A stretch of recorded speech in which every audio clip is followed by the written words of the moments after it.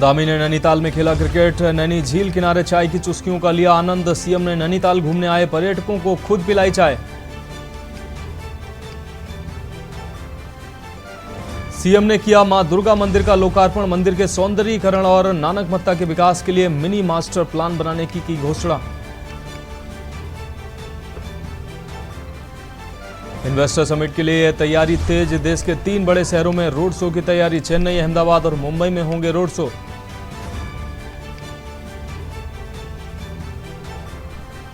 उत्तराखंड पहुंचे अखिलेश और Dimple. Jolly grant airport पहुंचने पर अखिलेश यादव का हुआ जोरदार स्वागत। बद्रीनाथ और केदारनाथ की करेंगे दर्शन।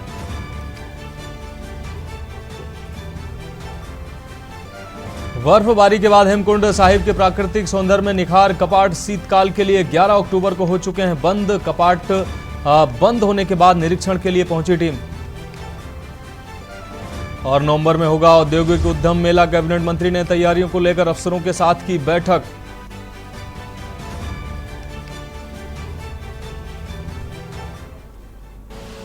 आप देख रहे हैं के न्यूज, खबरों का सारथी।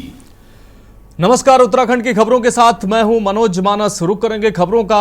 देहरादून से इस वक्त की अहम खबर आपको दिखा रहे हैं। परेड ग्राउंड में रावण के पुतले का दहन किया गया। सीएम धामी ने रिमोट दबाकर पुतले का दहन किया। आपको बता दें 131 फीट ऊंचे रावण के पुतले का दहन हुआ। पुतला धू धू कर जला। कुंभकर्ण और मेघनाथ के पुतले का भी दहन हुआ। तो देहरादून से इस वक्त की अहम खबर आपको दिखा रहे हैं। वर्षों पुरानी देहरादून की ये रामलीला मैदान की रामलीला, जिसमें 131 फीट रावण की प्रतिमा रखी गई थी। सीएम धामी ने रिमोट दबाकर पुतले का दहन किया है। 131 फुट ऊंचे रावण का पुतला धू धू कर जला।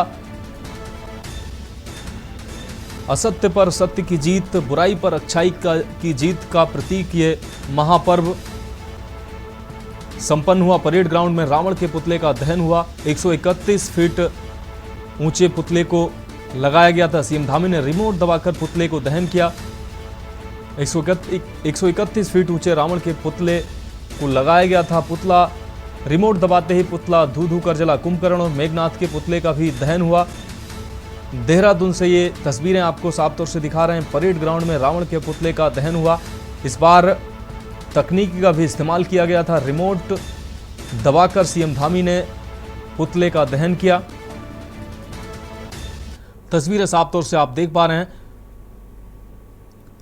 इस बार रिकॉर्ड 131 फीट की ऊंची प्रतिमा, 131 फीट ऊंचे पुतले को लगाया गया था।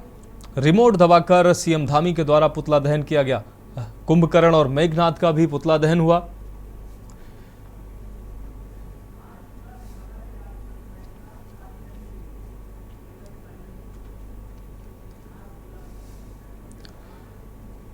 बात करेंगे अगली अहम खबर की। धारचूला से इस वक्त की बड़ी खबर अपने दर्शकों को दिखा रहे हैं। यात्रियों से भरी कार काली नदी में गिरी है। उत्तर प्रदेश के धारचूला से, माफ कीजिएगा, उत्तराखंड के धारचूला से इस वक्त की बड़ी खबर सामने आ रही है। हादसे में 6 लोगों की मौके पर दर्दनाक मौत हुई है। आदि कैलाश के दर्शन कर लौट रहे थे ये यात्री। अनियंत्रित होकर कार काली नदी में गिरी है। इस दौरान इस हादसे में 6 लोगों की मौके पर ही दर्दनाक मौत हुई है। इस वक्त की अहम खबर आपको धारचूला से दिखा रहे हैं। आदि कैलाश के दर्शन कर लौट रहे थे ये यात्री। 6 लोगों की दुखद मौत की खबर सामने आ रही है। यात्रियों से भरी गाड़ी नदी में गिरी है।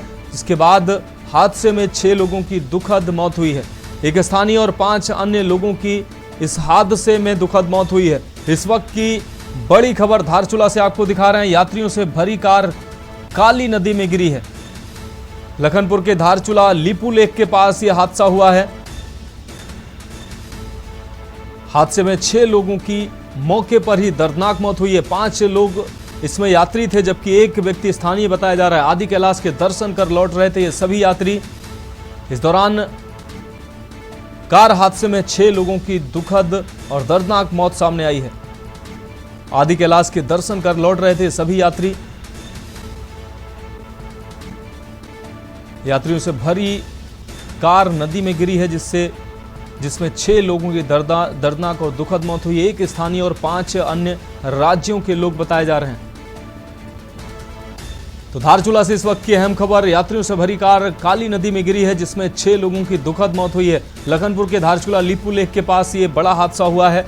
काली नदी में कार गिरने से यह हादसा हुआ है। 6 लोगों की दर्दनाक मौत हुई है। बढ़ेंगे अगली अहम खबर की और नैनीताल दौरे पर पहुंचे मुख्यमंत्री पुष्कर सिंह धामी ने प्रदेशवासियों को विजयादशमी की बधाई और शुभकामनाएं दी। विजयादशमी के अवसर पर जारी अपने संदेश में मुख्यमंत्री ने कहा है कि विजयादशमी का पर्व अधर्म पर धर्म, बुराई पर अच्छाई और असत्य पर सत्य की विजय का प्रतीक है। मुख्यमंत्री ने कहा कि आज जरूरत इस बात की है कि हम आपको बता दें, अपने जीवन से अहंकार को भगाएं, अहंकार से मुक्त होकर सच्चाई के रास्ते पर चलें और प्रदेश व देश की सामाजिक समरसता के लिए मिलजुल कर कार्य करें। विजयदशमी पर्व पर अच्छाई के प्रतीक के रूप में, अधर्म पर धर्म की विजय के रूप में हम मनाते आए हैं। निश्चित रूप से मैं इस पर्व पर सभी को अपनी ओर से बहुत बधाई देता हूं, शुभकामनाएं देता हूं और हम सब संकल्प लें कि जो बुराइयां हमारे अंदर हैं, जितने प्रकार की कमियां हैं, उन सबको दूर करेंगे, उसको विस्तार में आगे बढ़ाएंगे और राज्य के विकास में अपना योगदान देंगे। धन्यवाद। रुक करेंगे अगली अहम खबर का। आपको बता दें, नैनीताल के नैना देवी मंदिर परिसर में चल रहे मां दुर्गा महोत्सव का विधिवत वैदिक मंत्रोच्चार के साथ डोला विसर्जन के बाद समापन हुआ। मां को विदाई देते हुए बंगाली समुदाय की महिलाओं के साथ पर्यटकों ने भी एक दूसरे को सिंदूर लगाकर दुर्गा मां को भावभीनी विदाई दी। मां दुर्गा के डोले को सैकड़ों भक्तों ने नैना देवी मंदिर प्रांगण में भ्रमण कराया, जिसके बाद दुर्गा मां के डोले को नैनी झील में विसर्जित कर दिया जाएगा। आपको बता दें, 4 दिवसीय इस कार्यक्रम में नगर के स्थानीय बंगाली समाज के लोगों के साथ मिलकर उत्तर प्रदेश के अलावा उत्तर भारतीय लोगों ने बढ़ चढ़कर हिस्सा लिया। मां की मूर्ति की आरती करने के पश्चात आज मां के डोले को भ्रमण के बाद नैनी झील में विसर्जित कर दिया गया। दुर्गा माता की विदाई के मौके पर स्थानीय लोगों के साथ भारी संख्या में पर्यटकों ने भी हिस्सा लिया।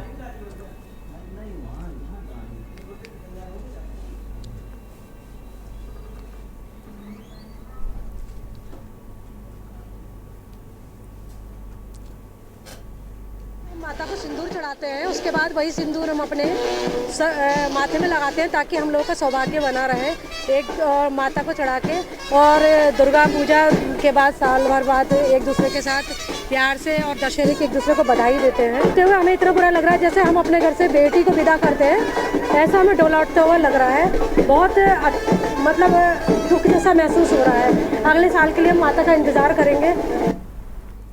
बढ़ेंगे अगली खबर की ओर। दशहरे के दिन आदि जगत गुरु शंकराचार्य द्वारा स्थापित दशनामी सन्यासी परंपरा के नागा सन्यासी अखाड़ों में शस्त्र पूजन का विधान है। पिछले 2500 वर्षों से दशनामी सन्यासी परंपरा से जुड़े नागा सन्यासी इसी परंपरा का निर्वहन करते आ रहे हैं और अपने अपने अखाड़ों में शस्त्र पूजन करते हैं। अखाड़ों में प्राचीन काल से रखे सूर्य प्रकाश और भैरव प्रकाश नाम के भालों को देवता के रूप में पूजा जाता है। वैदिक विधि विधान के साथ दशनामी सन्यासी इन देवताओं रूपी भालों की पूजा करते हैं। इसी परंपरा का निर्वहन करते हुए दशहरे के रोज श्री पंचायती महानिर्वाणी अखाड़ा कनखल में भैरव प्रकाश और सूर्य प्रकाश नामक भाले देवता के रूप में पूजे गए। इसके साथ ही आज के युग के हथियार और प्राचीन काल के कई प्रकार के हथियारों की पूजा मंत्रोच्चारण के साथ की गई। वहीं सनातन धर्म का विरोध करने वालों पर संतों ने कड़ी प्रतिक्रिया भी व्यक्त की।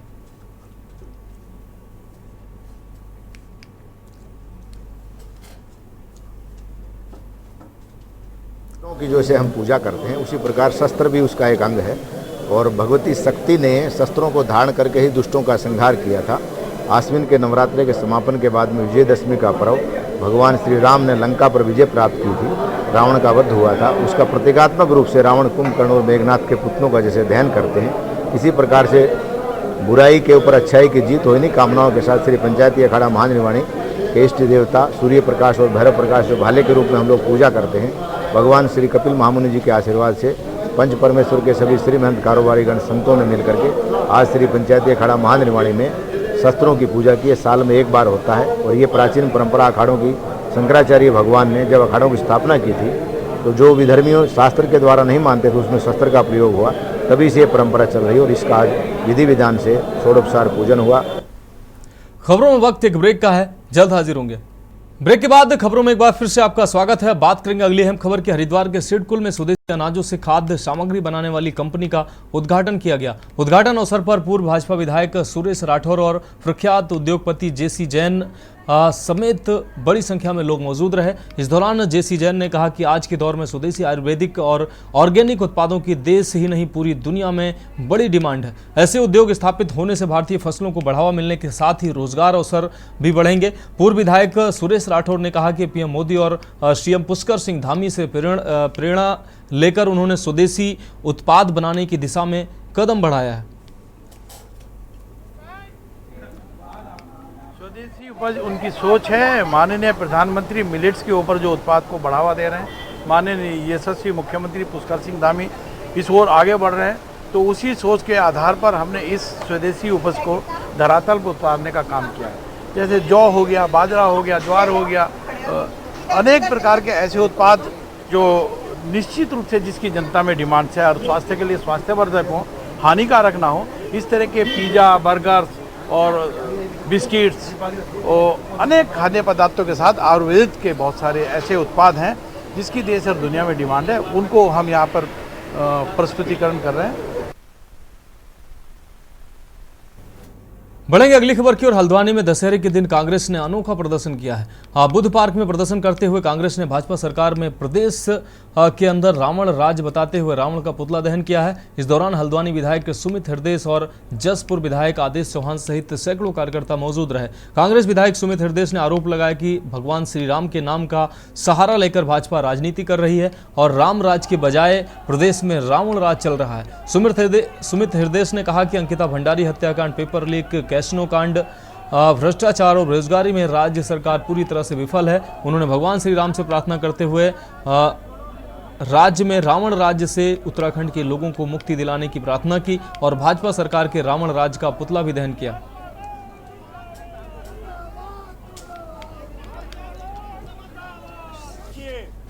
भगवान श्री राम का लेकर ये लोग राजनीति करते हैं और रावण राज जिस प्रकार से पूरे प्रदेश में फैला हुआ है, चाहे अग्निपथ योजना की हम केंद्र सरकार की विफलता को माने, चाहे अंकिता भंडारी पेपर लीक, भ्रष्टाचार, बेरोजगारी में राज्य की सरकार की विफलता माने, ऐसा रावण राज्य उत्तराखंड के इतिहास में आज तक नहीं आया है। तो आज ये प्रतीक है जो रावण का पुतला जला है, रावण राज का पुतला जला है। और ईश्वर से, भगवान श्री राम से हम प्रार्थना करते हैं कि हमारे प्रदेश के जो प्रदेशवासी जो आज कष्ट के समय से गुजर रहे हैं, उन पे आप अपनी अनुकंपा, अपना आशीर्वाद बनाएं, इस रावण राज से इस प्रदेश की जनता को मुक्ति दिलाएं। देखिए, पूरे विश्व के अंदर अनूठा एक भारत के अंदर आयोजन होता है कि 9 दिन के नवरात्र के बाद विजयदशमी मनाई जाती है, दिवाली से 20 दिन पहले। और जिस दिन विजयदशमी मनाई जाती है उस दिन बुराई का पुतला फूंका जाता है। बुराई यानी कि अत्याचार, सांप्रदायिकता, बेरोजगारी, बुराई यानी कि इस देश के अंदर महंगाई, सड़कें उखड़ी हुई, लोग भ्रष्टाचार इस चरम पर कि अधिकारी नेताओं के सर पर बोल रहे हैं। कहीं पर अंकिता हत्याकांड हो जाते हैं, कहीं पर वो भारतीय जनता पार्टी के सांसद खिलाड़ियों के साथ अभद्रता कर देते हैं, उनके साथ रेप कर देते हैं। तो ये सब जो 10 साल के अंदर का जो कुशासन है, ये इसका प्रतीकात्मक रूप में आज पुतला फूंका गया है। कॉर्बेट टाइगर रिजर्व प्रशासन हर 4 वर्षों में पूरे देश में होने वाली बाघों की गणना की तैयारी में जुट गया है। देहरादून से आई वन्यजीव संस्थान ने टीम द्वारा वन कर्मियों को एम स्ट्रिप ऐप की ट्रेनिंग दी गई है। बाघों की गणना में एम स्ट्रिप का भी अहम रोल रहेगा। आपको बता दें कि पूरे देश के पार्कों में कैमरा ट्रैप विधि से फेज 4 के बाघों की गणना का कार्य शुरू हो चुका है, जिसमें फेज 4 के तहत बाघों की गणना का कार्य नवंबर में शुरू होना प्रस्तावित है, जिसको लेकर कॉर्बेट प्रशासन तैयारियों में जुट गया है। पहले चरण में कॉर्बेट, दूसरे चरण में कालागढ़ टाइगर रिजर्व में कैमरे लगाए जाएंगे। 1936 में स्थापित कॉर्बेट नेशनल पार्क देश का सबसे पुराना पार्क है। प्रसिद्ध बाघ शिकारी जिम कॉर्बेट के नाम पर रखा गया। यह विशाल पार्क 1288.34 वर्ग किलोमीटर में फैला हुआ है और इसमें पौड़ी और नैनीताल जिले शामिल हैं। इसका कोर जोन 520.8 वर्ग किलोमीटर में फैला हुआ है और बफर जोन 797.7 वर्ग किलोमीटर में फैला है। देश में 2022 की बाघ गणना के आंकड़ों के अनुसार उत्तराखंड क्षेत्र में 560 बाघ दर्ज किए गए थे। उत्तराखंड के 560 बाघों में से लगभग 260 बाघ कार्बेट टाइगर रिजर्व में पाए गए हैं।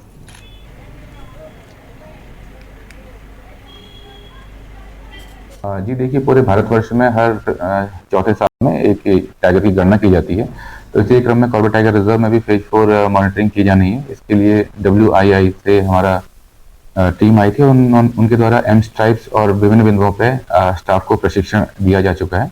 तो संभवतः ये जो फेज 4 की टाइगर गणना है ये नवंबर माह में किया जाना प्रस्तावित है। रुक करेंगे अगली खबर का। साइबर अपराधियों ने उत्तराखंड पुलिस का आपको बता दें आधिकारिक फेसबुक पेज हैक कर अश्लील फोटो लगा दी, जिससे विभाग में हड़कंप मच गया। आनन फानन में प्रोफाइल फोटो बदली गई। DGP अशोक कुमार ने साइबर सेल को इस प्रकरण की जांच सौंप दी है। आपको बता दें कि पुलिस के फेसबुक पेज की प्रोफाइल फोटो पर किसी अज्ञात युवती का अश्लील फोटो प्रदर्शित होने लगा। ऐसा होते ही पेज पर कमेंट्स की बाढ़ सी आ गई। हालांकि यह फोटो करीब 3 मिनट तक ही पुलिस के पेज पर रहा, लेकिन तब तक लोगों ने इसका स्क्रीनशॉट ले लिया। इसके बाद इसे व्हाट्सएप पर फॉरवर्ड किया जाने लगा। सूचना मिलते ही पुलिस ने आनन फानन में फोटो तो बदल दी, पर इससे तमाम सवाल भी खड़े हो गए। पुलिस ने बाद में जो फोटो लगाई उस पर लोगों ने कड़ी प्रतिक्रियाएं भी देना शुरू कर दिया।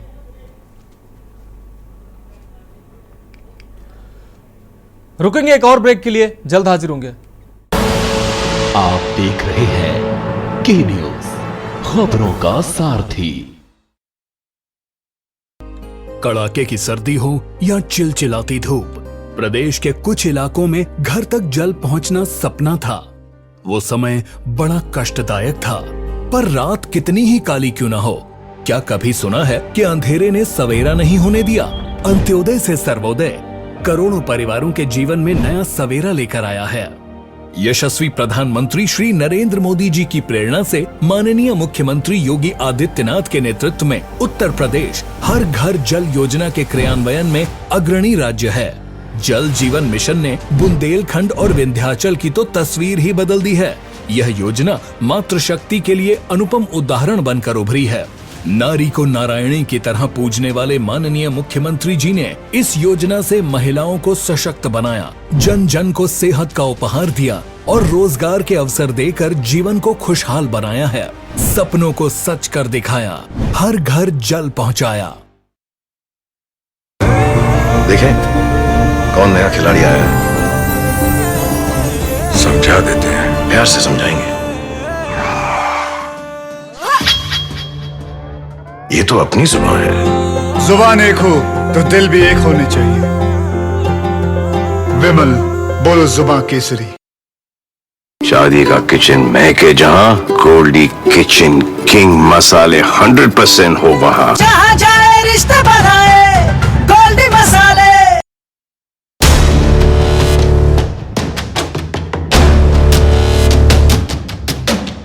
देश के हर गांव, हर शहर उठेगी खबरों की लहर। रोज होगी आपकी बात, जब मैं करूंगी देश की बात। देखें कौन नया खिलाड़ी आया है, समझा देते हैं, प्यार से समझाएंगे। ये तो अपनी जुबान है। जुबान एक हो तो दिल भी एक होने चाहिए। विमल बोलो जुबान केसरी। आप देख रहे हैं के न्यूज, खबरों का सारथी। ब्रेक के बाद एक बार फिर से उत्तराखंड की खबरों में आपका स्वागत है। बढ़ेंगे अगली खबर की ओर। देहरादून में पुलिस ट्रैफिक व्यवस्था में सुधार करने के लिए ऑड इवन नंबर की व्यवस्था लागू करने की तैयारी कर रही है। फिलहाल व्यस्ततम क्षेत्रों में वीकेंड पर इसके लिए स्थानीय लोगों से सुझाव मांगे गए हैं। एसएसपी अजय सिंह ने फेसबुक लाइव के माध्यम से आम जनमानस से संवाद किया। उन्होंने कहा कि दून में वाहनों का दबाव लगातार बढ़ता जा रहा है, खासकर वीकेंड के दौरान शहर में जाम की स्थिति बन जाती है। एसएसपी ने फेसबुक लाइव पर वाहनों के लिए ऑड इवन नंबर व्यवस्था की बात रखी है। इसका मतलब कि एक दिन ऑड नंबर वाले वाहन तो दूसरे दिन इवन नंबर वाले वाहन चलेंगे। वहीं एसएसपी अजय कुमार सिंह ने कहा कि इसे लागू करने के लिए आमजन, व्यापारी वर्ग, अभिभावकों और स्टेक होल्डर के सुझाव जरूरी हैं। सभी सुझावों की समीक्षा और परीक्षण के बाद ही इस पर निर्णय लिया जा सकेगा।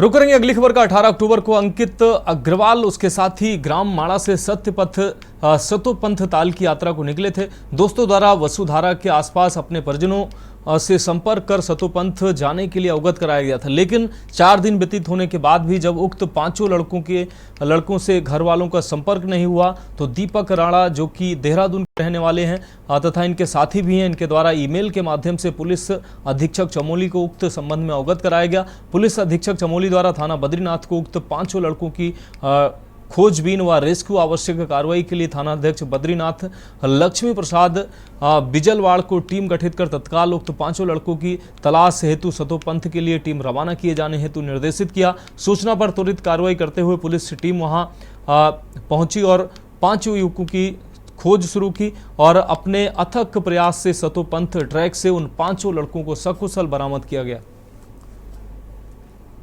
यहाँ से सतोपंथ के लिए निकले थे, तो वापस आते वक्त बर्फबारी और धुंध की वजह से हम रास्ता भटक चुके थे। तो उत्तराखंड पुलिस, बद्रीनाथ पुलिस ने हमारी मदद करके हमें रास्ता दिखाया और बद्रीनाथ धाम तक पहुँचाया। हम उत्तराखंड पुलिस, बद्रीनाथ पुलिस का धन्यवाद करते हैं और हम हमेशा आभारी रहेंगे हमारी पुलिस का। बढ़ेगी अगली खबर की ओर। जनपद नैनीताल के रामनगर वन प्रभाग में आउटसोर्स कर्मचारियों को वेतन के लाले पड़े हुए हैं। पिछले 9 महीने से वेतन का भुगतान नहीं होने से गुस्साए वन विभाग के आउटसोर्स कर्मचारियों ने कार्य बहिष्कार का मन बना लिया है। कालाढूंगी रेंज में भी कार्यरत दर्जनों ऐसे कर्मचारी हैं जिन्हें 9 महीने से वेतन नहीं मिल सका है। ये आउटसोर्स कर्मचारी अपने काम को बंद कर कालाढूंगी रेंज कार्यालय के परिसर में बैठ गए हैं। गुस्साए कर्मचारियों का कहना है कि वेतन नहीं मिल पाने से वो अपने परिवार की जरूरतों को पूरा नहीं कर पा रहे हैं। मेन समस्या है वेतन नहीं मिलना, और दूसरी समस्या है कि लड़कों की छटनी हो रही है।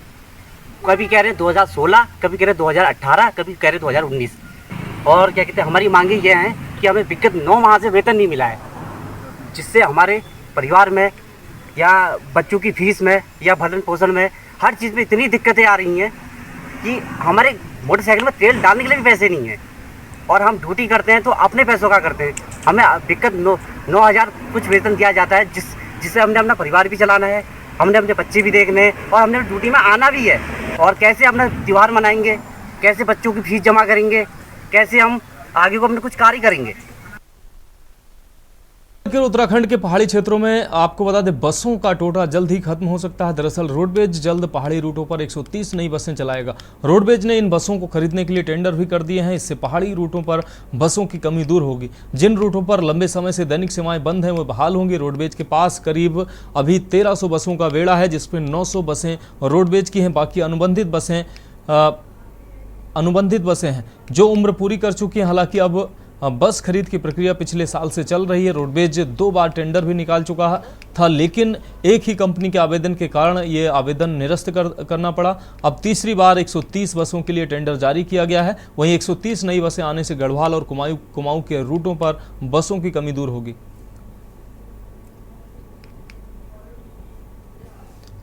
डोईवाला के माजरी स्थित पाल फिलिंग स्टेशन पर बीती रात 2 कार सवार युवक स्विफ्ट डिजायर कार में पेट्रोल भराकर फिल्मी अंदाज में रफू चक्कर हो गए। घटना देर शाम 7:30 बजे की है, जहां हरिद्वार की ओर से कार माजरी के पेट्रोल पंप पर आकर रुकी और करीब 37 रुपए का तेल भरवाया। तेल भरवाकर कार में सवार युवकों ने कर्मचारियों को स्कैनर दिखाने के लिए कहा। जैसे ही कर्मचारी स्कैनर लेने गया, कार सवार युवकों ने तेज गति से कार को पेट्रोल पंप से भगा लिया। मामले की सूचना मिलते ही लाल थप्पड़ पुलिस मौके पर पहुंची और जांच शुरू कर दी। तो उत्तराखंड की खबरों में आज मेरे साथ इतना ही। मुझे दीजिए इजाजत और आप देखते रहिए के न्यूज़ इंडिया।